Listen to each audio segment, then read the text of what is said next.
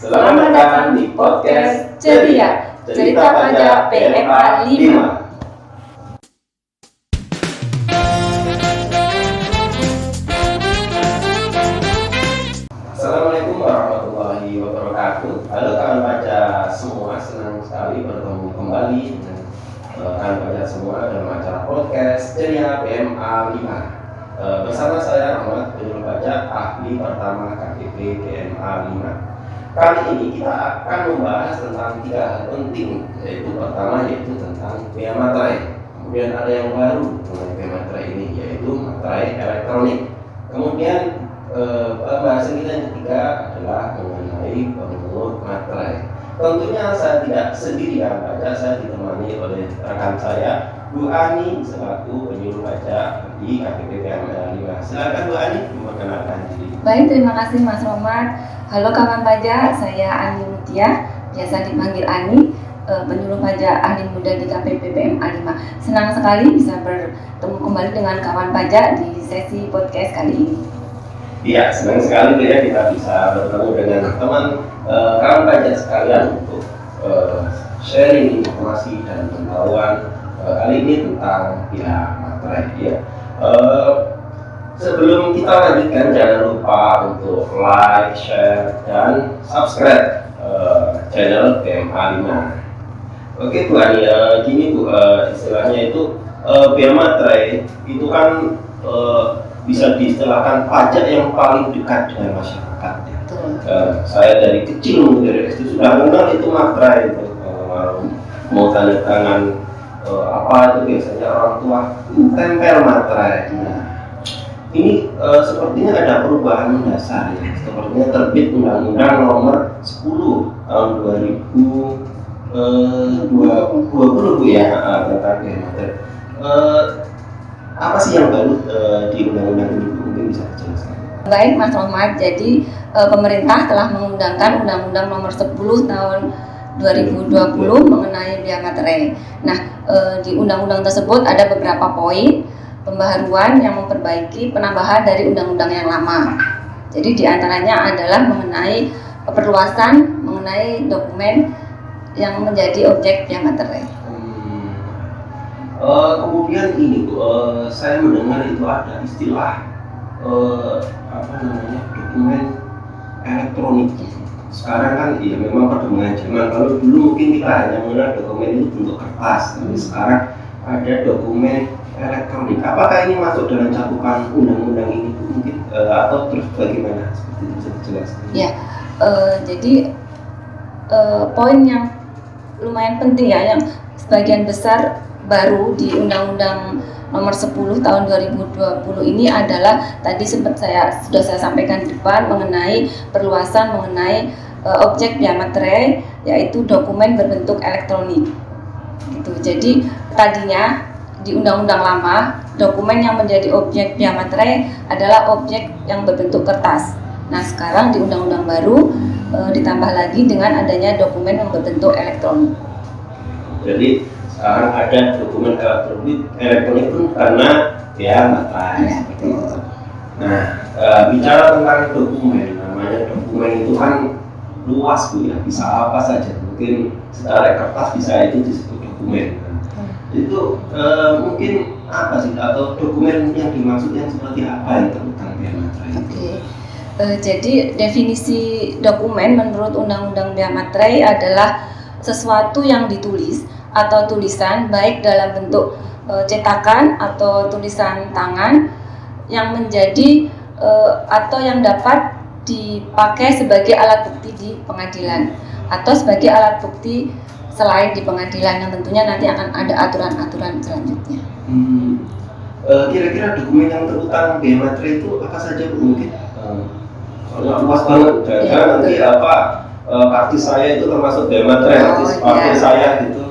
Ya, jadi sebagaimana diatur bahwa beberapa dokumen yang menjadi objek bea materai adalah diantaranya surat perjanjian beserta rangkapnya, kemudian ada akta notaris beserta gros, rangkap dan salinannya, kemudian ada akta notaris PPAT, kemudian ada dokumen lelang, kemudian ada dokumen surat berharga, dokumen transaksi surat berharga, dan dokumen yang menyatakan jumlah uang lebih dari 5 juta. Nah, dokumen itu tidak hanya menyatakan jumlah uang saja, tapi juga menyebutkan mengenai penerimaan uang dan juga menyatakan bahwa utang seluruhnya atau sebagian telah dilunasi atau diperhitungkan. Itu Mas, jadi dokumen-dokumen tersebut yang menjadi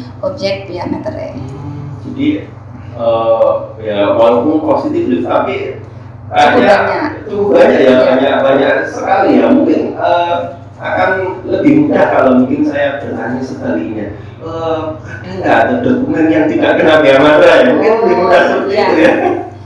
Jadi memang di biaya materai ini kita mengenal lebih mudah mungkin ya, kita menyebutnya positive list dan negative list. Jadi sesuatu yang tidak masuk ke positive list artinya dia tidak terutang, tapi tentunya kita akan lebih mudah apabila kita menyebutkan ya contoh-contohnya gitu kan. Nah, seperti segala bentuk ijazah itu Mas Rahmat itu bukan merupakan objek biaya materai. Kemudian tanda terima gaji atau uang tunggu dan pembayaran lainnya yang berkaitan dengan hubungan pekerjaan, itu 2 diantaranya. Mas Rahmat bisa menambahkan tidak? Mungkin itu apa namanya, simpanan uang, misalnya di bank itu uang saya tabungan, buku tabungan bukan? Oh iya, sepertinya itu juga termasuk yang bukan ya, yang negatif listnya ya. Kalau misalkan lalu lintas barang antar perusahaan atau perusahaan yang sama seperti itu saya ngirim barang ini saya kirim ke gudang A, gudang A saya kirim ke gudang B, itu kan ada barang dan jaminan seperti itu juga masa nggak kayak seperti itu? Itu sepertinya tidak juga masih ya. Jadi mengenai dokumen terkait lalu lintas orang dan barang, contohnya adalah surat penyimpanan barang, konsumen, surat angkutan penumpang, itu termasuk yang bukan objek biaya materai. Termasuk gaji tadi Bu ya kan? Ya. Tadi kan disebutkan penerimaan uang sebesar 5 juta. Masa gaji tiap bulan dapat kena, ini masuk di negatif tadi ya Bu ya. Nah, mungkin ke pertanyaan selanjutnya. Kalau dulu kan yang saya tahu kalau cara bayar materai ya kita beli materai, kemudian kita tempel di dokumen. Nah, cuma itu yang saya tahu. Apakah memang benar cara lunasinya biaya materai cuma seperti itu Bu atau gimana? Oh iya, jadi untuk dapat diketahui juga oleh kawan pajak semua bahwa pembayaran materai itu tidak hanya dengan materai tempel, tapi telah diatur oleh pemerintah ada 4 cara pembayaran biaya materai, yaitu tadi selain materai tempel juga ada materai elektronik. Kemudian juga ada materai dalam bentuk lain. Nah, materai dalam bentuk lain ini nanti akan diatur tersendiri. Itu contohnya adalah materai percetakan, kemudian ada materai komputerisasi dan materai digital. Nah, yang terakhir pembayaran dapat dilakukan menggunakan surat setoran pajak. Cukup jelas sekali ya keterangan dari Bu Ani tentang materai tadi ya. Ternyata materai itu akhirnya berkembang sedemikian rupa ya, materai elektronik, kemudian cara penulisannya juga ternyata banyak ya seperti itu. Nah, baik kan pajak itu tadi beberapa hal tentang aturan umum tentang biaya materai. Ada salah satu yang menarik yaitu perluasan atau adanya dokumen elektronik. Mungkin bisa Bu Ani jelaskan latar belakang Undang-Undang Nomor 10 Tahun 2020 ini mengatur materai elektronik ini Bu, seperti itu. Nah, kalau kita baca di undang-undangnya ya, itu latar belakang kenapa dokumen elektronik menjadi objek biaya materai, itu salah satunya adalah untuk memberikan kesetaraan antara dokumen kertas yang sudah lebih dahulu diatur dengan dokumen elektronik. Nah, kemudian yang kedua juga dalam rangka untuk memberikan kemudahan pembayaran atas biaya materai yang terutang atas dokumen yang menjadi objek biaya materai. Jadi begitu Pak Rahmat, ada 2 latar belakang tadi, kesetaraan dan kemudahan. Dalam hal ini siapa yang diberi wewenang oleh DJP atau yang diberi limpahan dalam mengenai materai elektronik ini? Kalau materai tempel kan mungkin kita bisa dapatkan di toko seperti itu. Nah, kalau materai elektronik ini seperti apa, Bu? Siapa yang terlibat di dalamnya? Baik, jadi mengenai materai elektronik ini pemerintah telah membuat peraturan ya. Jadi selain dapat digunakan oleh masyarakat umum juga ya, tentunya kita juga sebagai masyarakat umum dapat memanfaatkan materai elektronik. Tetapi lebih diatur juga mengenai pemungut biaya materai. Ini juga yang baru ya di Undang-Undang Biaya Materai ini sebagai pelaksanaan dari Undang-Undang Biaya Materai yang baru, yaitu adanya penetapan pemungut biaya materai oleh Direktorat Jenderal Pajak. Dalam skema distribusi materai elektronik ini siapa atau pihak yang ditunjuk oleh pemerintah dalam hal ini DJP untuk mendistribusikan materai elektronik ini, Bu? Ya, baik Mas Romi dan kawan pajak semua, bahwa skema materai elektronik ini diawali dari pemerintah menunjuk Peruri untuk sebagai distributor utama lah ya, membuat materai elektronik.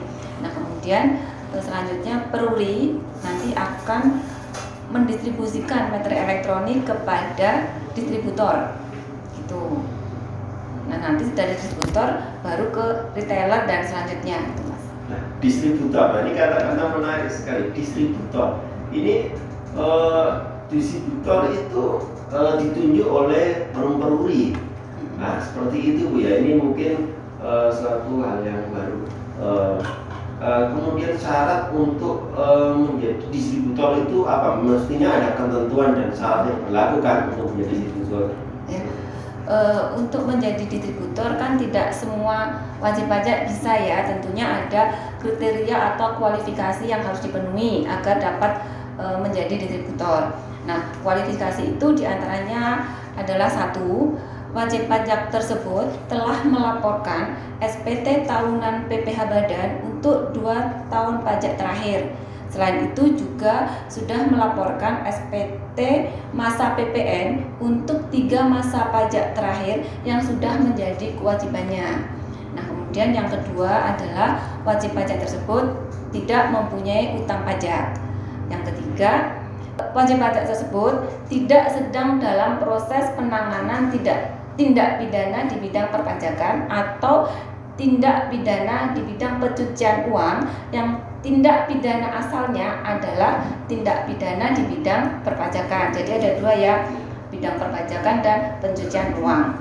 Nah, kemudian selain kualifikasi tadi ada 2 lagi, yaitu wajib pajak tersebut memiliki kemampuan finansial untuk menyediakan materai elektronik. Yang terakhir, wajib pajak tersebut dapat menjamin keamanan sistem materai elektronik.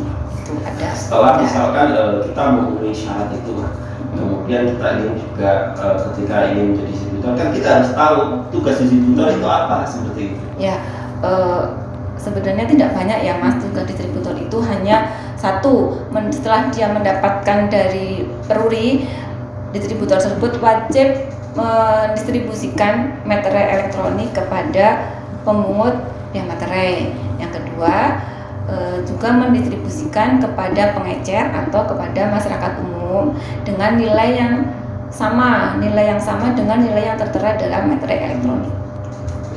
Berarti kita sebagai konsumen atau pengguna materai itu bisa membeli ke distributor atau ke retail seperti itu, Bu ya.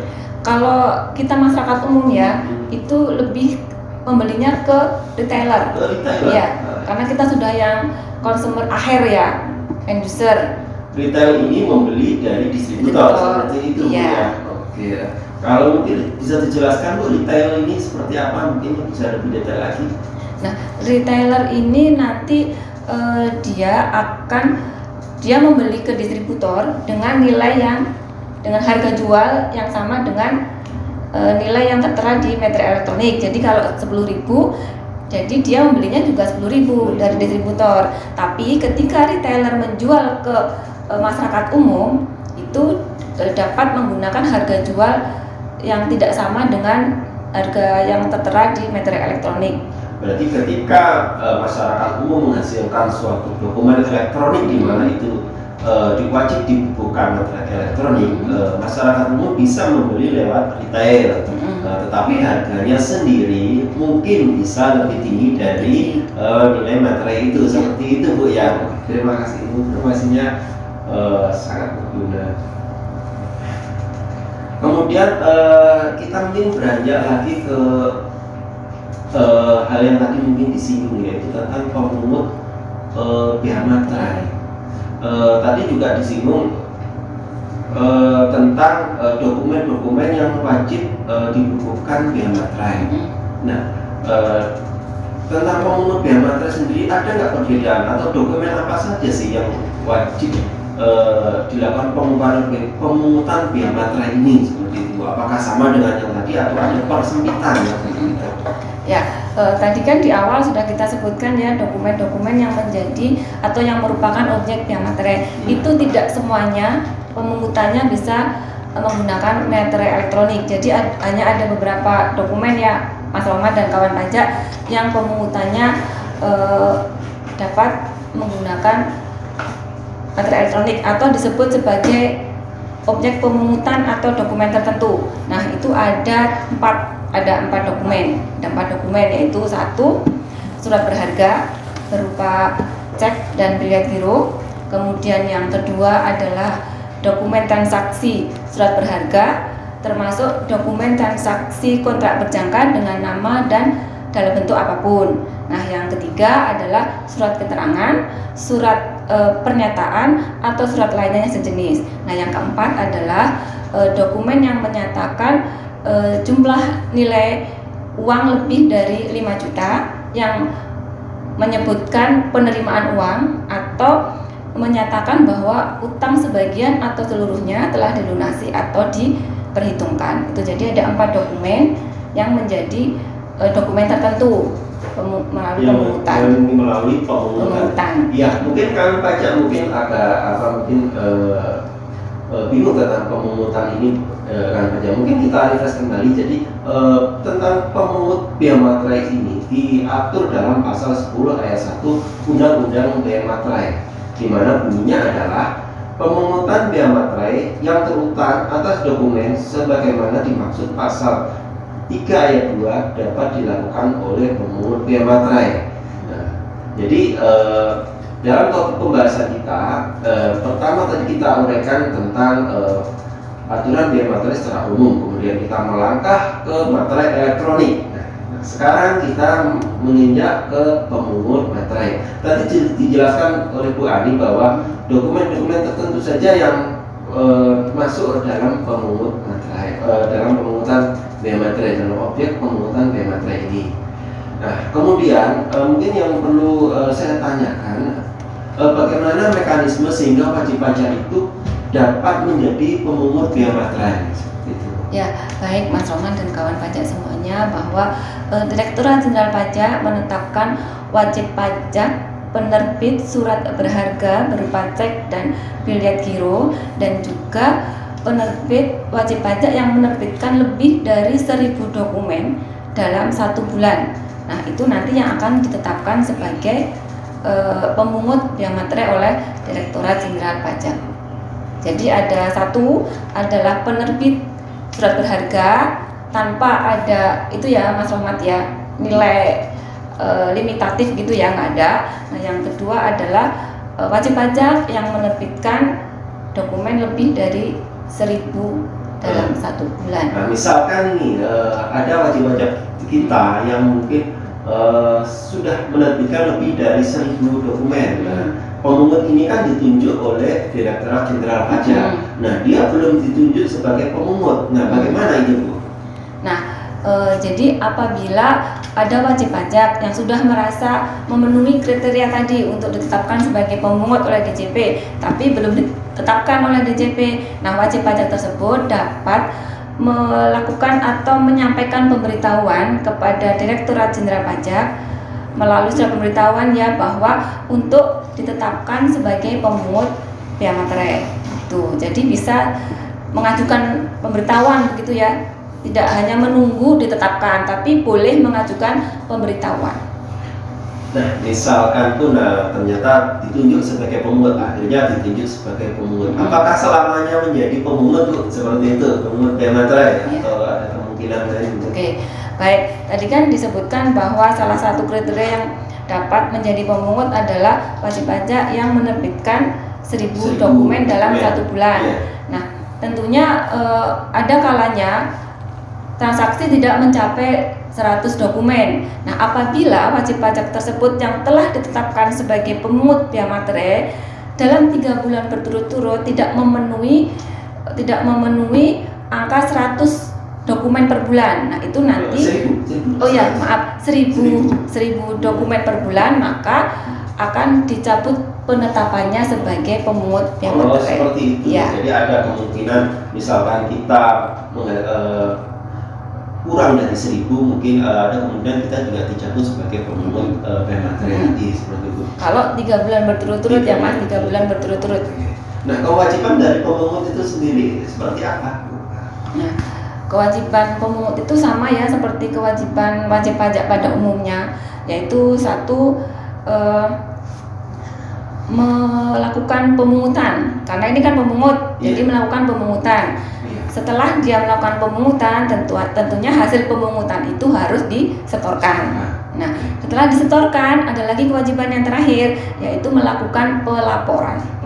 Ya. Berarti seperti kita pemungutan pajak yang lain seperti pemungutan pajak PPh, pajak penghasilan lainnya. Penghasilan dan pajak pertambahan nilai sama. Nah, pemungutan, penyetoran, dan pelaporan. Tadi Bu Ani menjelaskan bahwa kewajiban dari seorang pemungut bea materai adalah melakukan pemungutan, kemudian penyetoran dan pelaporan. Mungkin kita urai satu-satu biar lebih jelas. Tentang kewajiban untuk melakukan pemungutan itu bagaimana Bu mekanismenya? Mungkin bisa dijelaskan sedikit gitu.